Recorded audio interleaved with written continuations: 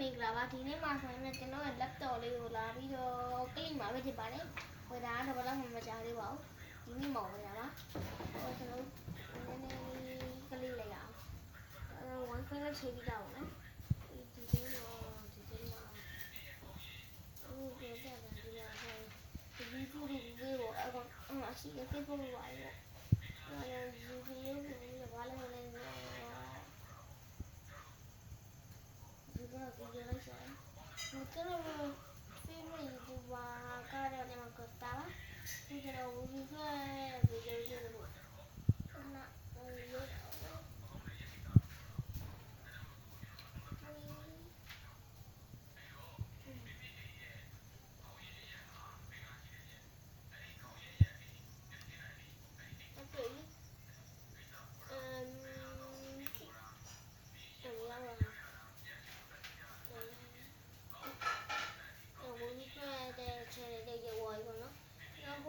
ိုက်တော့တော့တော့ဖွင့်ရတယ်တော့ဖွင့်လိုက်ပါမယ်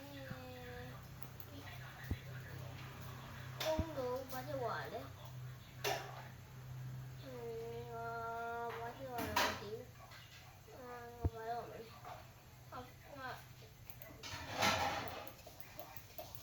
မတင်ရမလို့တယ်အားမတယ်ပါဒီလိုပါနော်အဲ့တော့ဒီကတော့ကြောက်လို့လို့ကျချာတယ်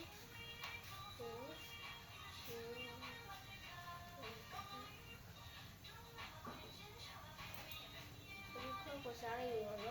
နက subscribe လုပ်ရောဘာကြီးလဲမသိဘူးလားအဲ့လိုတော့ဘာလို့လဲဒီထည့်အောင်